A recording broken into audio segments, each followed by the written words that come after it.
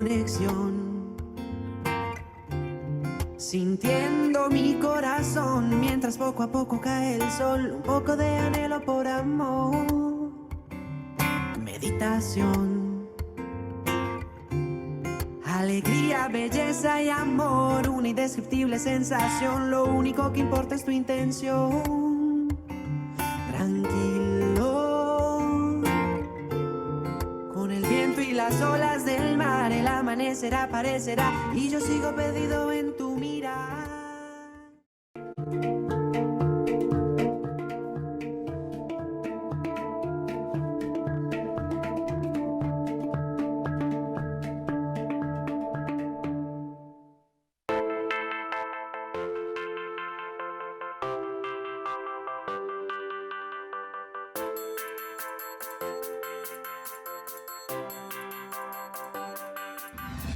Mi nombre es Santiago Rojas Gómez, tengo 23 años. Siempre me apasionó mucho la salud y sobre todo las medicinas integrativas, las medicinas orientales, pero sabía que tenía que estudiar medicina ortodoxa y después de vivir un tiempo en Estados Unidos vine a Colombia a estudiar medicina en la Universidad de Manizales, donde tuve la oportunidad de ser representante al comité de programa, al consejo de facultad y al consejo superior, y allí empecé a ver las grandes diferencias que tenía la medicina ortodoxa con las medicinas orientales, algo que ya había aprendido un poco con mi padre, pero allí me encontré con muchas dificultades y muchos choques de conceptos entre la medicina. Sin embargo, siempre tuve la mente muy abierta a aprender esta medicina que sabía que es necesaria para poder integrarla posteriormente con ese concepto que venía aprendiendo junto a mi padre desde pequeño sobre las medicinas integrativas.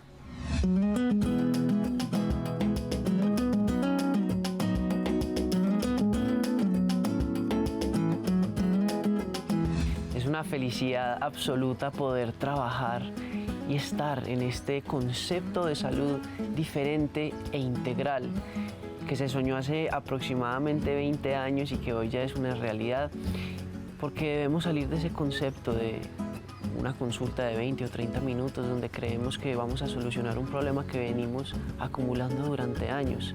Y para mí es una felicidad inmensa estar con mi padre, con un psicoterapeuta, con un odontólogo, con un ecografista, con tantos profesionales de la salud donde vemos a un paciente de manera integral y donde involucramos la parte de la alimentación y de las emociones a través de proyectos como el fin de semana para tu salud, la colonterapia, donde le estamos dando opciones a las personas de que realmente tengan un modelo de salud integral.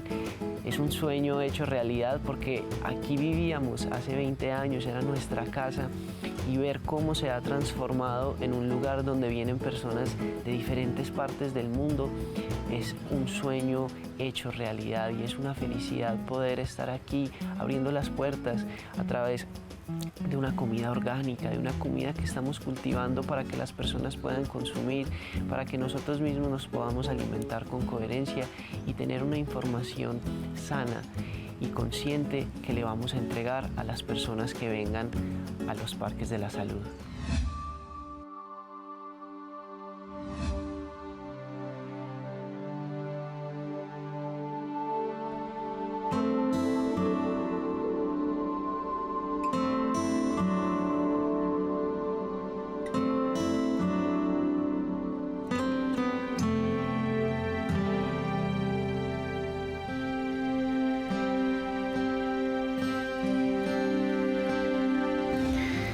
Tuve la oportunidad de ir a vivir a Estados Unidos junto a mi madre, donde pude conocer la medicina ayurveda y yoga, lo cual con el pasar del tiempo me dio un mensaje profundo de que debía tomar decisiones radicales y conscientes en mi vida, por lo cual transformé mi alimentación para una alimentación a base de plantas, de alimentos vivos, lo cual me ha llenado mi vida y mi cuerpo de salud. Entendí a través de la meditación y un retiro que pude vivir junto a mi padre de 10 días en completo silencio, que el camino más largo a recorrer es el camino hacia el corazón y que con la meditación y la práctica de la meditación en el día a día puedo elevar mis vibraciones y estar en el aquí y en el ahora.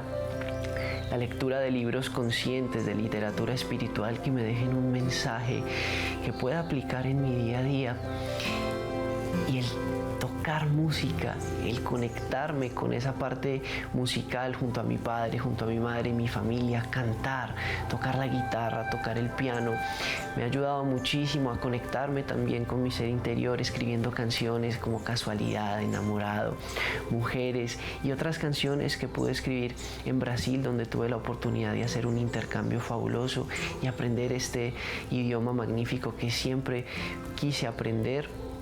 Y por último, implementar la actividad física en mi día a día, y sobre todo una actividad física consciente a través del yoga, donde estoy en el aquí, en el ahora, generando flexibilidad no solo en mi cuerpo físico, sino también en mi parte mental y espiritual.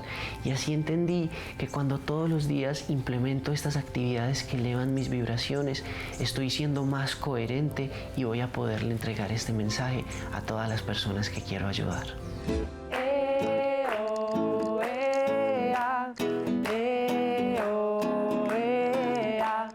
Sabes cómo amo esta casualidad de tenerte en mis sueños y en mi realidad.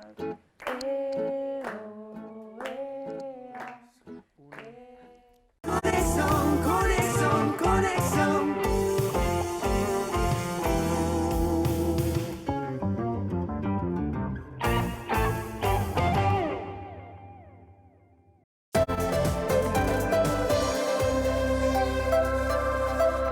En segundos regresamos con Conexión Vital.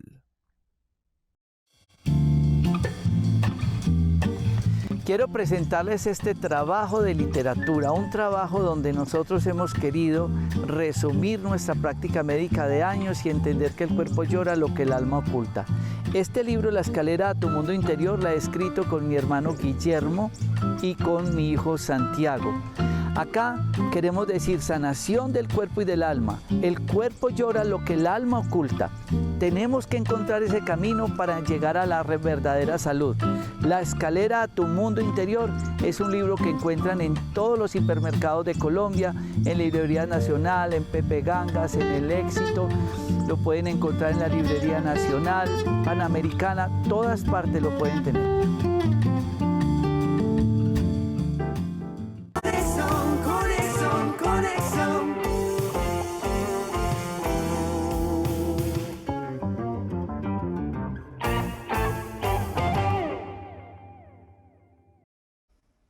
Un saludo muy especial a todas las personas que nos están viendo. Bienvenidos a Conexión Vital. Qué felicidad me da de compartir este espacio de educación, de prevención y de conciencia en la salud. Lo más importante que tenemos y de lo cual nos debemos responsabilizar cada uno de nosotros por medio de nuestros hábitos, de nuestros actos en el día a día, tanto en nuestra alimentación, la actividad física, nuestro estado emocional, componentes y esferas que hacen de la salud un camino integral. Y hoy me siento muy feliz de compartir este espacio con dos personas maravillosas, mi padre, a quien amo profundamente y agradezco por tantas enseñanzas, a el doctor Sebastián Hernández, que nos acompaña hoy, que además fue mi profesor, y me siento feliz de estar compartiendo este espacio con él. Recuerdo en la Universidad de Manizales esos espacios de educación tan valiosos. Él es médico y microbiólogo, y hoy vamos a hablar de un tema maravilloso que es la vacuna del COVID, algo que ha sido pues muy polémico en el país y en el mundo en general, y de lo cual debemos informarnos adecuadamente para entender realmente todos estos mitos que hay sobre este tema. Así que bienvenido, doctor. Muchas gracias a ustedes por la invitación y siempre feliz, ya es la tercera vez que estoy acá y me encanta siempre trabajar con ustedes. Qué bueno, padre. Gracias, hijo, te amo. Muchos de ustedes se preguntarán qué es la microbiología. Doctor Sebastián, para entrar en materia, contémosle a las personas en qué consiste esta especialidad. Además, usted es médico y cirujano y se ha dedicado a todo un proceso de investigación. ¿Y por qué usted con esa especialidad hoy toca el tema de la vacuna? Hay que recordar que podríamos dividir las enfermedades humanas en dos grandes, digámoslo, categorías. Una es las enfermedades propias del mal funcionamiento del cuerpo, que muchas de esas enfermedades son las que llevan a trastornos crónicos. La diferencia con las enfermedades infectocontagiosas es que esas enfermedades dependen de un microorganismo que puede causar daño. Ese microorganismo puede ser un virus, un parásito, una bacteria, un hongo. Ese es el campo específico de la microbiología. Entonces, lo que hacemos los microbiólogos es estudiar ese patógeno que es el que finalmente es la causa necesaria de esas enfermedades. Pero viene un tema importante, es que los microorganismos no son causa solamente necesaria, sino que se requieren otros factores para que se den las enfermedades infecciosas, y de ahí la importancia entonces de esa unión entre la microbiología y la medicina clínica. Como decíamos anteriormente, la vacuna ha sido algo polémico que sabemos, muchas personas tienen mitos, conceptos acerca de esto. ¿Por qué es tan relevante hablar de este tema actualmente? Pues el tema es que hemos tenido la ventaja con esta pandemia, con la pandemia del SARS-2 y lo que ha causado con la enfermedad de COVID-19, es que realmente ya teníamos un antecedente de 2 posibles pandemias antes de COVID, que era la pandemia del SARS, 2003, y la pandemia del MERS, que es otro virus muy parecido a coronavirus, ahorita en el año más o menos 2012-2013. ¿No tuvieron tanto auge como este? No alcanzaron a volverse pandemias, básicamente porque no eran tan transmisibles como COVID. Entonces ya había unos antecedentes de 20 años de investigación que permitieron desarrollar la vacuna en tiempo récord. Y yo creo que eso es una de las cosas que más le aterra a veces a las personas, y es uno de los argumentos que más vemos, por ejemplo, en las personas en Estados Unidos que no quieren aplicarse la vacuna. ¿Por qué me van a poner una cosa que apenas se desarrolló en un año? Entonces, lo cierto es que tenemos que ser absolutamente claros con eso. La vacuna realmente de SARS lleva 20 años de desarrollo. Y les digo esto, si esta pandemia no hubiera sido causada por un coronavirus, sino por otro grupo de virus respiratorios menos conocido, olvídese que hubiera en este momento vacuna, y nos tocaría solamente por las medidas pues, de higiene, de control de contactos, de uso de tapabocas, evitar el tema de la pandemia. Entonces, eso facilitó de que tuviéramos una vacuna tan rápido y que se haya estudiado pues, extensamente a la manera en cómo se ha estudiado hasta ahora.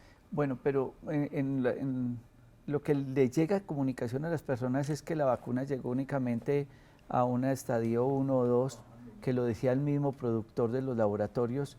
¿En qué consiste eso? ¿Que llegó a qué nivel la vacuna? Eso es muy importante, eso era uno de los temas como que más quería acá aclarar. Hay como unos 4 estadios en el desarrollo de vacunas, ¿sí? Se arranca primero en la fase 1, donde se tienen como los conceptos en laboratorio, en las probetas, de mirar cuáles podrían ser los mecanismos inmunes que me llevan a mí a evitar o a permitir de que el sistema inmune se estimule contra ese patógeno. Después empiezan ya los estudios como tal, esos son los estudios preclínicos. Después arrancan los estudios fase 1, que es en unas decenas a cientos de pacientes, donde se analiza la inmunogenicidad, o sea, si esa vacuna produce una estimulación del sistema inmune. Después se pasan ya a los estudios de fase 2, donde se analiza si la vacuna es segura, y ya finalmente son los estudios de fase 3, que son ya los estudios gigantescos de miles de pacientes que permiten establecer no solamente ya ver bien la seguridad, sino ver también todo el tema de eficacia. Entonces, en este momento, en las 4 o 5 vacunas que tenemos acá en este momento en circulación, esos ya están en fase 4. ¿Qué es la fase 4? Es que ya la vacuna salió al mercado, ya la vacuna se le está aplicando ya masivamente, no a decenas de miles, ni cientos de miles, sino millones de personas, y eso permite entonces una vigilancia muy estricta de todo lo que pasa con la vacuna, no solamente en términos de efectividad, sino también de seguridad. ¿Por qué? Esto es muy importante. Si yo voy a sacar un medicamento, por ejemplo, de riesgo cardiovascular, ese medicamento, usualmente esos estudios utilizan entre 1.000, 2.000, 7.000 pacientes. El tema con las vacunas y por qué los estudios de seguridad de las vacunas son los más rigurosos del mundo, es que las vacunas se van a aplicar a millones de personas, que además están sanos, porque una cosa muy distinta es uno tiene un paciente con un cáncer, un melanoma ya metastásico terminal, y entonces se le ofrece un medicamento salvador que tiene muchas reacciones adversas, pero uno dice, ¿es eso o la muerte? En el caso de las vacunas, los umbrales de seguridad deben ser tan elevados porque precisamente se le pone a la vasta mayoría de la población. Surge entonces un fenómeno que es el tema de vigilancia, que es en lo que estamos en fase 4. Cuando se lanza la vacuna al mercado, todas las reacciones adversas, especialmente severas, permiten de que en ese proceso de vigilancia se pueda analizar si realmente las vacunas son seguras o no. ¿Qué es lo que deriva de allí? Este tema de farmacovigilancia nos ha permitido detectar en el curso de los meses que lleva la aplicación de la vacuna algunas reacciones adversas que son poco frecuentes, que son significativas y que igual se le deben informar al público para tomar una decisión realmente informada de aplicarse o no la vacuna. Pongo un caso en concreto. Los estudios de fase 3 que aprobaron todas las vacunas, o sea, Sinovac, las vacunas basadas en ARN mensajero o en vectores adenovirales, analizaban más o menos unos 70.000 pacientes, entre 45.000 y 70.000 pacientes. Quiere decir que si nosotros tenemos una reacción adversa extraña que ocurre cada millón de dosis, o sea, una reacción adversa por cada millón de dosis, esa no se iba a manifestar en ese estudio primario. Entonces, en este caso, lo que tenemos con esta vigilancia es que ya se han ido detectando poquito a poquito esas otras reacciones que no se habían visto en los estudios iniciales. Pongo casos concretos y que son severos. Por ejemplo, la trombocitopenia asociada a las vacunas que se ha dado con las de vectores adenovirales. Esa puede ocurrir en una frecuencia de cada millón de dosis, un problema de trombosis. Quiere decir que si le aplicáramos la vacuna de Oxford a todos los caldenses, al millón de caldenses, solamente obtendríamos una reacción adversa tipo trombosis relacionada con esa vacuna. Cuando entonces ¿por qué hay que hacer este proceso? Porque a las personas... Pero ¿de dónde sale esa estadística? Porque es que uno ve en la práctica médica cosas distintas. Digamos, el jueves tuve 2 pacientes con trombosis, 2 en un día, que recibieron la vacuna. Entonces, si pronto las estadísticas dicen, por cada millón de personas que vacunen, a una sola la trombosis, pero uno ve que en un día ya tiene 2, y hace 15 días otra, y hace 20 días 2, y son muchas las que hemos tenido. Claro, Vamos a responder esa pregunta después de un pequeño corte que vamos a hacer en este tema tan maravilloso, hoy con la presencia de Sebastián Hernández, quien es médico y microbiólogo, hablando sobre la vacuna. Saludamos a todas las personas en Facebook, quienes nos quieran hacer sus preguntas en vivo, aquí estaremos para responderlas y hablar de este maravilloso tema. Ya volvemos. Conexión, conexión, conexión.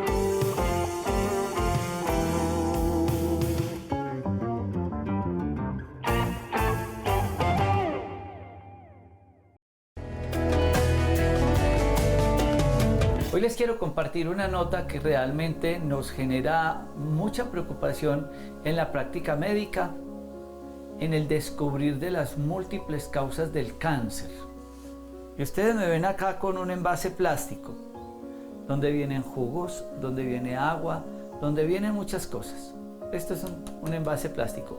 Se dice que los americanos consumen aproximadamente una tarjeta de crédito al mes, con todos los residuos plásticos donde vienen empacados los alimentos.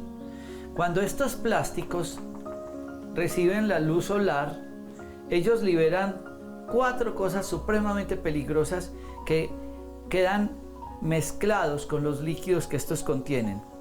Uno se llama dioxinas, 2 tanatos, 3 bisfenoles y 4 perfluoroalquilos.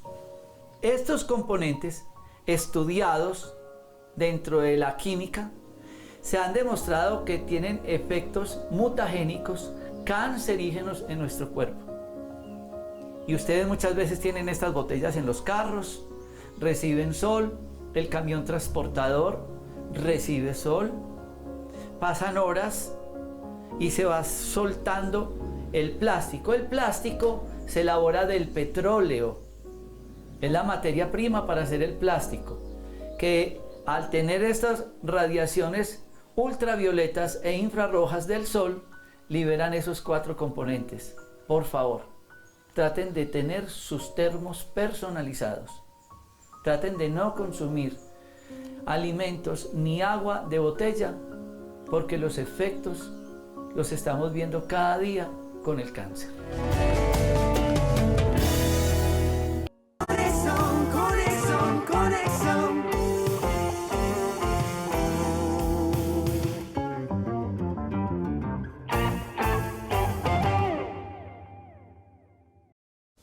Seguimos en Conexión Vital hablando sobre la vacuna del COVID con Sebastián Hernández, quien es médico y microbiólogo, también en compañía de mi padre, y es un tema muy importante a tener en cuenta para que nos eduquemos. Hablábamos ahorita sobre los efectos adversos que tiene la vacuna y las cifras poblacionales. Claro, que es una cosa que dice muy bien el doctor Rojas, y es esto: si, digamos, uno como médico en su consulta ve que los pacientes que se han puesto las vacunas presentan X o Y reacción. Entonces, digamos, el doctor ha mencionado que ha visto algunos pacientes que presentan trombosis. Entonces, hay que tener presente lo siguiente. Cuando yo utilizo una estrategia que tiene un alcance poblacional, van a empezar a aparecer eventos de todo tipo. Entonces, por ejemplo, cuando yo hago ese primer estudio de fase 1, fase 2, fase 3, apenas estoy acumulando decenas de miles de pacientes.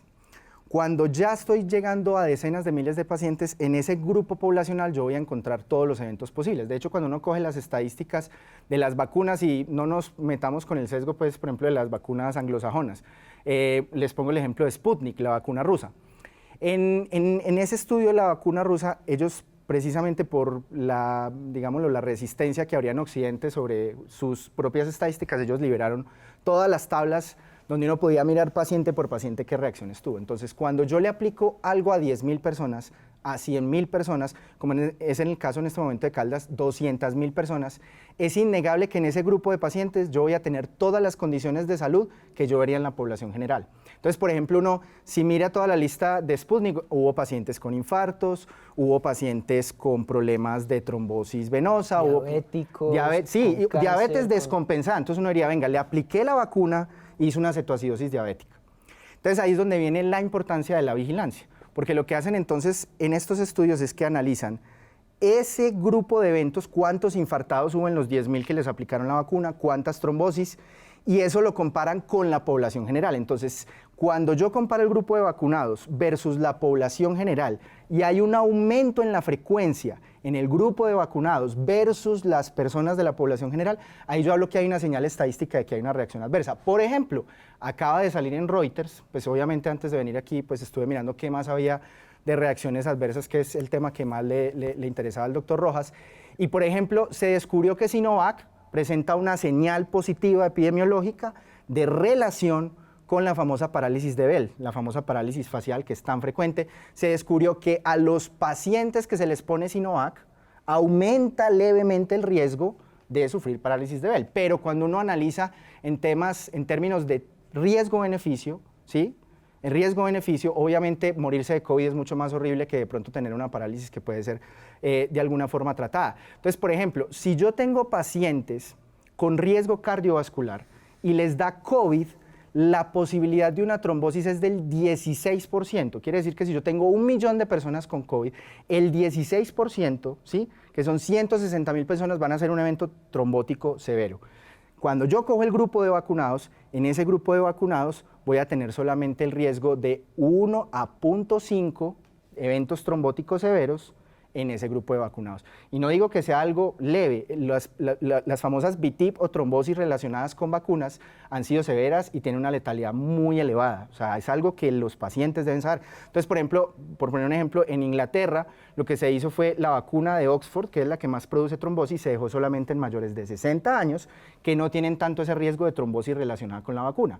Y lo que se hizo fue evitar poner esa vacuna, por ejemplo, en mujeres muy jóvenes, y ustedes saben que las mujeres jóvenes por este tema autoinmune a veces tienen riesgo de trombosis. Entonces así se puede compensar un poco los riesgos que tenga cada una de las moléculas. Profe, ¿cómo se puede controlar de pronto que alguien le dio alguna reacción, pero se quedó en la casa, no avisó o algo por el estilo? Porque de pronto no quedan estadísticas. Ese, digamos, es un problema, porque cuando las reacciones son severas y tempranas son fácil de identificar. Digamos, hemos tenido muchos...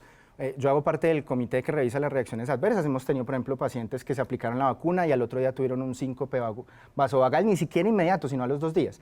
Entonces, lo que quiero dejarle muy claro a la gente es que cuando se apliquen la vacuna, deben tratar de vigilar su salud para tratar de ver si encuentran algo extraño, un síntoma que nunca habían tenido, repórtenlo. Ustedes deben ir al médico de su EPS, al médico de su entidad, reporta, y él tiene la obligación de, si uno dice, yo creo que esto está relacionado con la vacuna, eso debe entrar al análisis de SAVI, que son el análisis de las posibles reacciones adversas en un comité.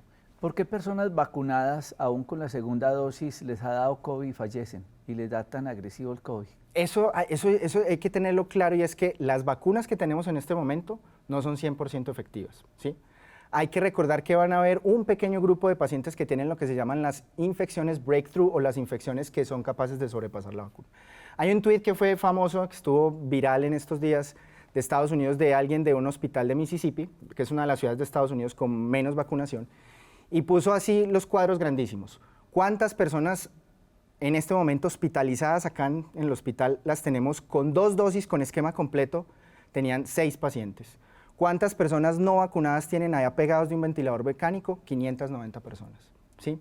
Entonces hay que entender que esto es un tema de riesgo, y cuando uno habla de riesgo está hablando de números y siempre van a haber cosas que se salen por las grietas. Entonces, en la aplicación incluso de la vacuna con estas nuevas variantes que son tan peligrosas, salió la semana pasada el estudio en el New England Journal of Medicine sobre la eficacia de la vacuna frente a la variante Delta y Alfa. Y sabemos en este momento que la eficacia frente a la variante Alfa y a la variante Delta es superior al 75% en enfermedad sintomática y que llega casi al 99% de evitar la muerte. O sea, yo me aplico la vacuna, estamos de acuerdo, nos podemos arriesgar a unas pequeñas reacciones adversas, algunas pueden ser severas, pero numéricamente, y ese es el tema, eso es una cosa que yo quiero que los espectadores hagan en una servilleta, pongan el riesgo de morirse de COVID, más las consecuencias que puede tener el COVID, especialmente lo que se llama el síndrome post-COVID, con muchos síntomas que son muy difíciles de tratar, ¿sí? Que son muy complicados, versus los riesgos que se saben numéricamente, además que los conocemos específicamente de lo que podría ser la vacuna. Cuando uno hace ese riesgo-beneficio, se da uno cuenta que es mejor aplicarse la vacuna. En este momento, el 75 a 90% de las personas que están en unidades de cuidados intensivos en Colombia son personas no vacunadas, ¿sí? Nos escribe una médica acá preguntando sobre la neuropatía periférica post-COVID. Hablemos qué es y por qué le puede dar esto a los pacientes. Esto es una de las cosas. En este momento se están investigando activamente 50 síntomas post-COVID, entre ellos neuropatías, que preocupa mucho porque no se ha descubierto el mecanismo. Eso es una de las cosas que yo pensaba ahorita para el programa, y era que esos estudios que se están haciendo en los mecanismos de ese síndrome post-COVID muy probablemente van a ser muy relevantes para todo lo que hace, por ejemplo, toda el área de ustedes.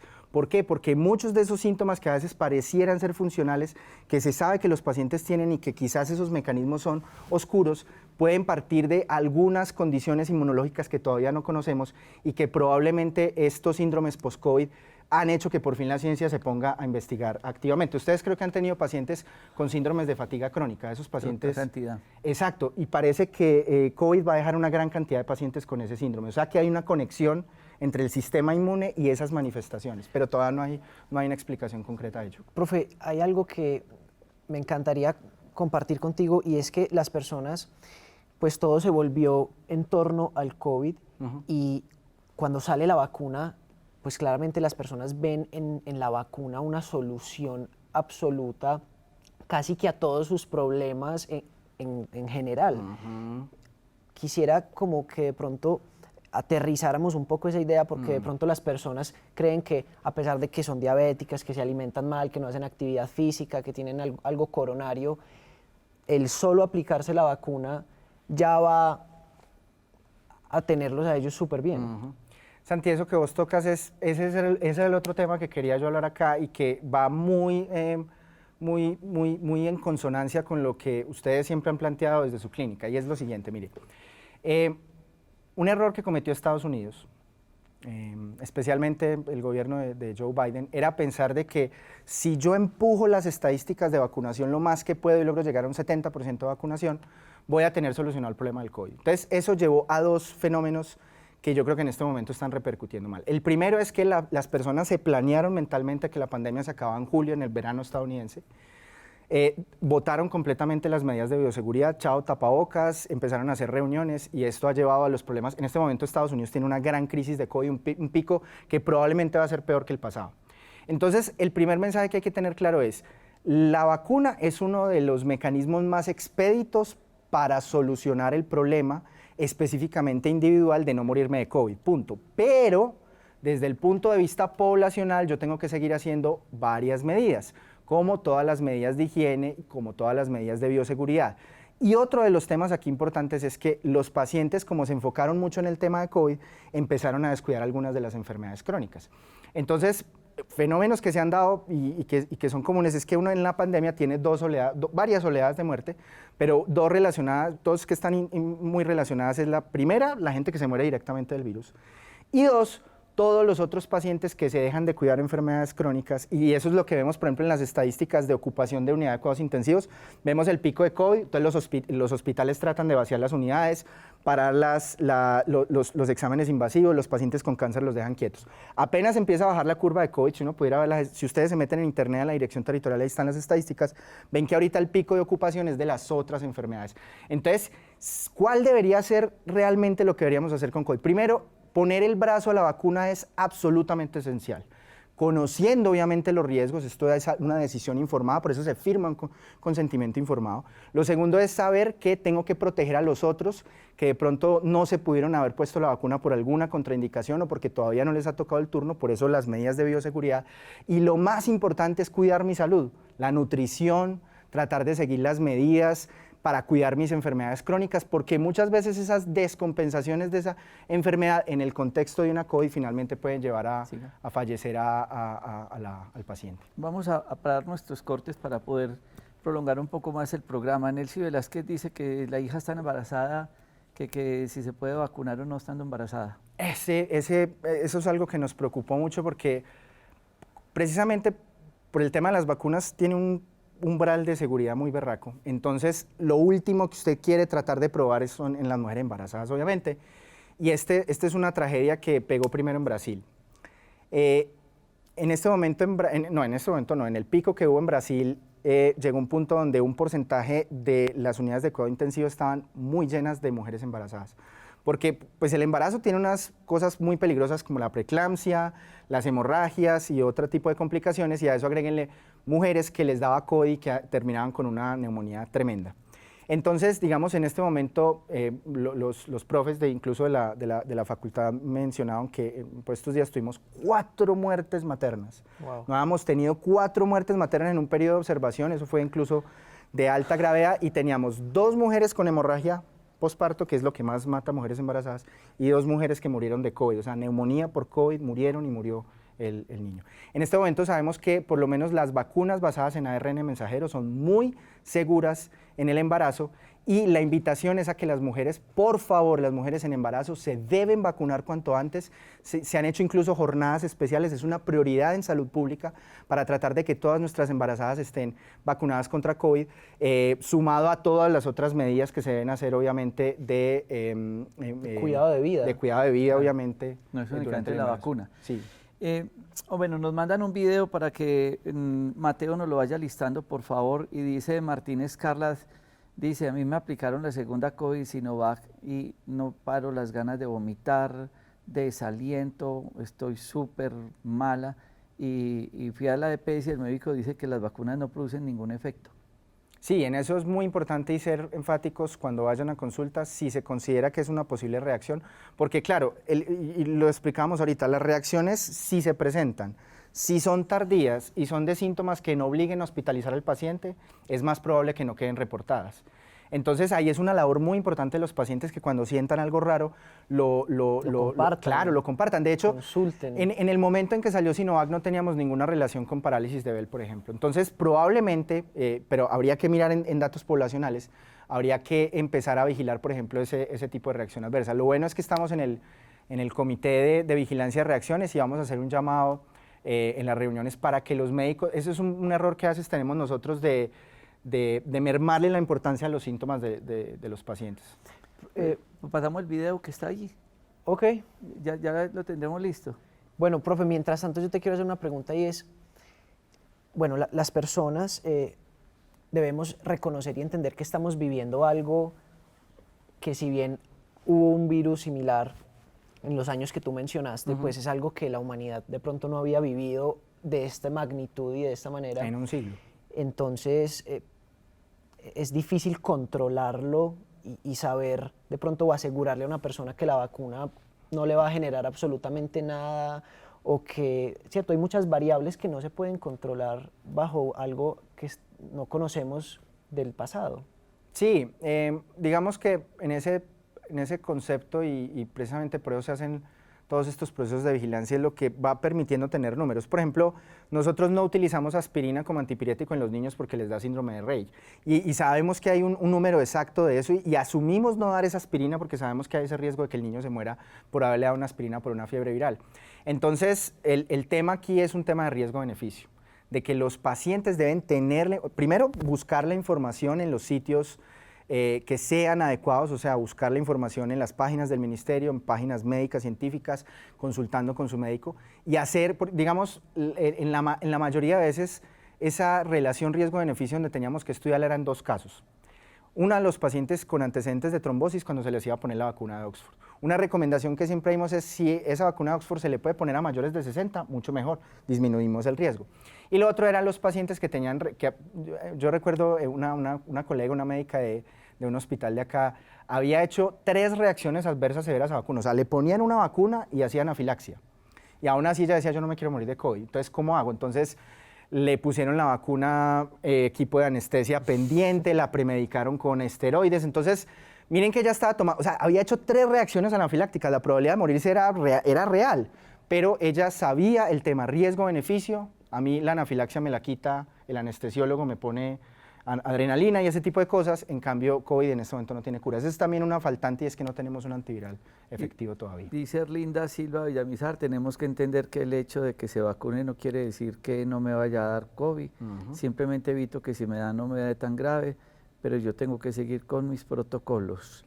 Nos mandan un video, ¿ya estará listo? Sí, ya está listo. Vamos a pasar el video que nos envía una paciente y seguimos hablando de este tema tan maravilloso hoy en Conexión Vital con el doctor Sebastián Hernández. Es Teresa Franco. Vine a hacerme revisar donde el médico porque me salió un problema en esta pierna, en la vena varis. Me salió a los 19 días de haberme puesto la vacuna. Y no me aguanto mi pierna y después de la primera dosis fue que me salió ese problema y la segunda, después de la segunda vengo empeorando y no hay droga que me sirva porque no aguanto el dolor, siento que cada día mi pierna me duele más. Mi madrecita le pasó el mismo problema, después de la vacuna igualmente le dio el mismo dolor, la misma inflamación y varios vecinos ya han pasado por el mismo problema. Mi cuñado en Medellín le dijeron de qué enfermedades tendría para ponerle en la vacuna y él contó y mostró la historia clínica. Le dijeron de que no, con varis no le ponían esa vacuna, que esperara que llegara la dosis para la pierna y el problema que era para la varis. Y entonces mi cuñado esperó, le pusieron la vacuna que era especial para la varis, él se siente bien, no le hizo ningún efecto en la pierna. Y pues está bien, pero desafortunadamente nosotros somos los más afectados porque nos afectó mucho y estamos con mucho malestar en las piernas. Buenos días, mi nombre es Mauricio Fuentes, soy flebólogo. Hoy les presento un caso muy interesante, ya es el tercer caso que nos llega con esta sintomatología después de haberse vacunado. Son pacientes con antecedentes de varices que se vacunan y alrededor de la primera, segunda semana aparecen con un cuadro de dolor, rubor, inflamación y como ustedes pueden ver, constatar acá, esto es un cuadro típico de tromboflebitis, una trombosis de miembros inferiores. Se constata el enrojecimiento, aumento de la temperatura y sobre todo mucho dolor. Ya, como ustedes ven, esta trombosis se ha ido extendiendo prácticamente hasta la rodilla. Aquí usted puede palpar toda esta zona indurada. Le podemos hacer una ecografía Doppler, como hemos hecho, y contactamos y nos podemos llegar a la seguridad de que esto es una trombosis. ¿Bien? Un cuadro peligroso después de una vacuna para COVID. Es importante dar el antecedente, que son los pacientes con insuficiencia venosa, pacientes con varices, pacientes con trastorno circulatorio, porque ya no es un caso aislado, son varios casos que hemos tenido en consulta con esta sintomatología y esta complicación después de la vacuna. Estamos hablando de la vacunación en COVID con el doctor Sebastián Hernández, quien es médico y microbiólogo. Además fue mi profesor, me siento muy feliz de tenerlo acá en el programa. Profe, ¿qué podemos comentarle a las personas sobre este caso que ese caso es muy representativo por muchos motivos. Hay que entender que cuando llega un paciente con una queja, en este caso de esta tromboflebitis específica, hay que analizar primero si a todos los pacientes se les puso la misma, y miren ustedes que en el video dijeron una cosa, a X paciente no le pusieron esta vacuna por de pronto el riesgo de trombosis y más bien se le puso otra molécula. Entonces, digamos, en el caso sabemos que las vacunas basadas en vectores adenovirales, donde está Sputnik, Oxford y Janssen, tienen un poquito más de riesgo de trombosis. Entonces, no podríamos soslayar el hecho de que haya alguna relación con esa tromboflebitis, pero quiero ser enfático con esto. Es una mujer probablemente mayor de 45 años, que probablemente tiene un antecedente de obesidad. El riesgo de ella de morir de COVID es de más o menos el 2%, ¿sí? Entonces, ¿podría haber relación allí con la vacuna? Es difícil saberlo, no sé la molécula, habría que ver el caso completo y además mirar si esa paciente tenía otros factores de riesgo también para presentar tromboflebitis, como lo dijo el flebólogo, pareciera que esta mujer tenía estos factores de riesgo. Entonces, ¿y la mamá también? Sí, entonces, por ejemplo, eso es inquietante, saber si de pronto allí habría algún factor que explique ese riesgo aumentado de tromboflebitis, y por eso, o sea, lo ideal, ideal que pudiéramos analizar todos esos casos para realmente encontrar esas reacciones que no son tan severas, que llegan finalmente a la consulta de ustedes y que uno debería poder identificar y poder decir el perfil de pacientes es entre 5 vacunas, si esta se relaciona con este síntoma maluco de náuseas, de X o Y cosa, pues pongámosle entonces estas, para eso tenemos 5 o 6 vacunas distintas. Mujeres lactando. Es muy importante saber esto, las vacunas, esos biológicos no pasan a través de la leche, no es como un medicamento. Entonces no hay ningún riesgo de pasarle nada al niño. Y hay unas vacunas que probablemente vayan a desarrollarse en el futuro que podrían ser a través de mucosa y entonces la madre le podría pasar inmunoglobulina a través de la leche al niño, pero pues eso sería ya a futuro. Pero no hay ningún problema de lactancia y vacunación. Desde Uruguay nos escribe una televidente, Gaby, y dice que le aplicaron ya las 2 dosis de Sinovac y ahorita le van a tener la tercera, pero de Pfizer. Sí, ese es un concepto, o sea, yo lo digo como microbiólogo y digámoslo como investigador, me gusta mucho ese concepto de cruzar vacunas, porque tienen la siguiente ventaja. Vos tenés vacunas que son basadas en virus completos, como la de Sinovac. Esa vacuna, cuando la procesa el cuerpo, lo que hace es generar más inmunidad por el lado celular, que son los linfocitos. Mientras que las vacunas basadas en ARN mensajero están muy dedicadas al talón de Aquiles del virus, que es la proteína S. Entonces, cuando yo combino las dos vacunas, yo estoy creando inmunidad celular por un lado y estoy creando anticuerpos contra la proteína S. Si a mí me preguntaran, el ideal sería empezar a hacer cruces de vacunas. Porque así, la primera una dosis de un laboratorio y, luego la segunda otra, y ya 2. 2, exacto. Y además porque probablemente eso nos evite tener que usar un refuerzo, porque esa combinación, eso salió hace poco en Nature, mostró que la inmunogenicidad era mucho mayor que simplemente aplicar una misma molécula. Perdón, hijo, ¿cuánto tiempo debe esperar para colocarse la vacuna si ya le dio COVID? Esa pregunta es clave porque en vacunas y en todo lo que sabemos en la historia en vacunas es mejor ser calmos entre un encuentro con el patógeno y otro encuentro con el patógeno. Entonces, si a mí me dio COVID, no me debo aplicar la vacuna antes del mes. Incluso en Estados Unidos la ponen al mes, que es más o menos el rango entre dosis. Acá en Colombia, nuestras guías dicen más bien espérese unos 3 meses, porque en esos 3 meses es muy poco probable una reinfección, porque la idea es que usted tenga 2 encuentros distintos con el virus. Por eso, digamos, en el contexto de pandemia se intentaron esquemas de dosificación tan tempranos como 15 días. O sea, me ponían hoy la dosis y a los 15 días la siguiente. Se demostró que no mejoraba mucho el tema inmunitario.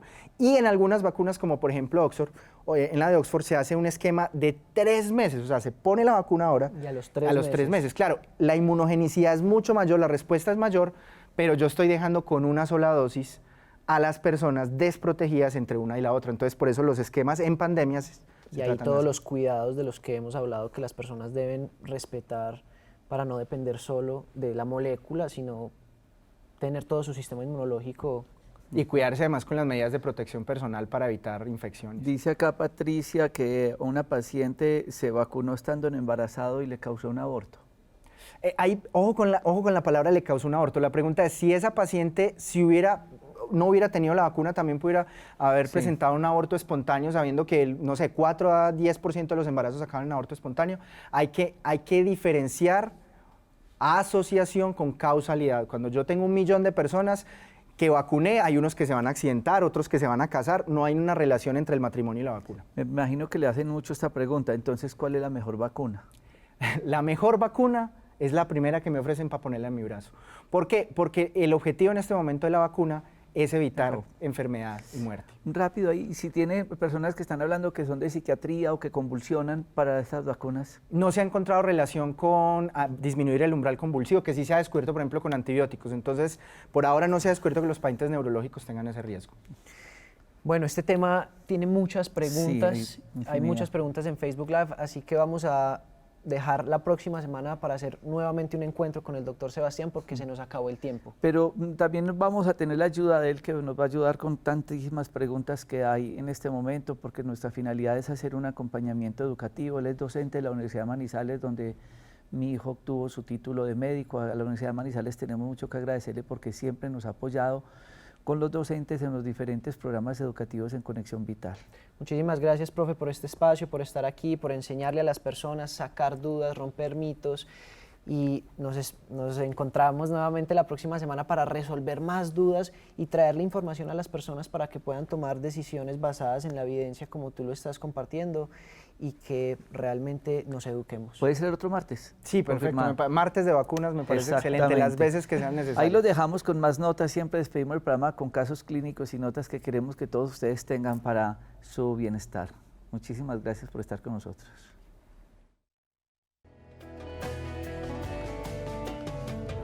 Y queremos enseñarles a todos ustedes cuáles son los 18 puntos dolorosos a considerar para poder aproximarnos a un diagnóstico de fibromialgia. Hoy que nos acompaña la doctora Natalia Valencia, que es especialista en fisiatría. Bueno, los puntos dolorosos de la fibromialgia son ayudas diagnósticas. Entonces, si la persona tiene más de 15 puntos dolorosos de los 18, se hace el diagnóstico. Sin embargo, los puntos dolorosos también sirven para hacer seguimiento del cuadro clínico y nos habla de la severidad. Para mí, la fibromialgia no se diagnostica solo con puntos dolorosos, pero si la persona los tiene, es altamente específico que tiene una fibromialgia. Entonces, no es que porque no los tenga, no tiene una fibromialgia, pero es importante que los tengamos muy claros, ¿listo?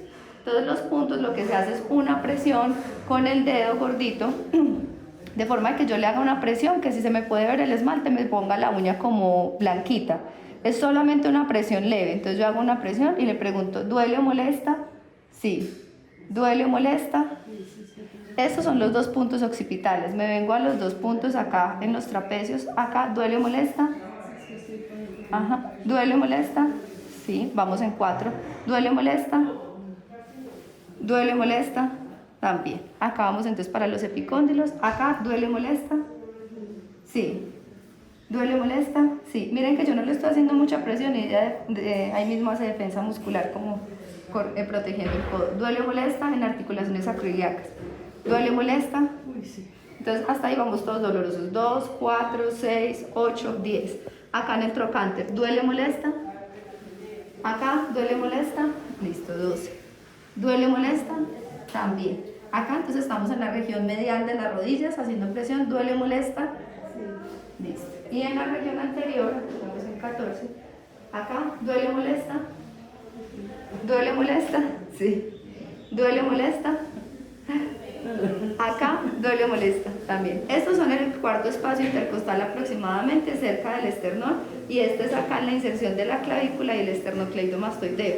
Como les decía, la presión puede ser con el índice o con el pulgar, siempre muy pareja. Yo no le estoy haciendo una presión que realmente sea dolorosa, por eso es considerada la fibromialgia una hipersensibilidad, porque realmente al estímulo no doloroso genera molestia.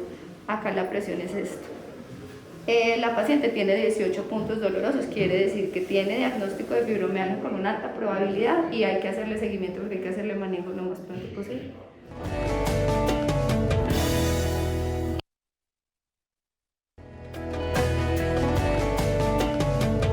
Quiero compartirles una actividad maravillosa que hacemos en nuestros parques de la salud. Se llama WAXU. Es un tratamiento que nos permite a nosotros hacer un proceso de rehabilitación y retornar a eso que fue el líquido amniótico, a nuestro vientre, al útero, a la placenta. Tenemos una señora de 74, de 79. De 75.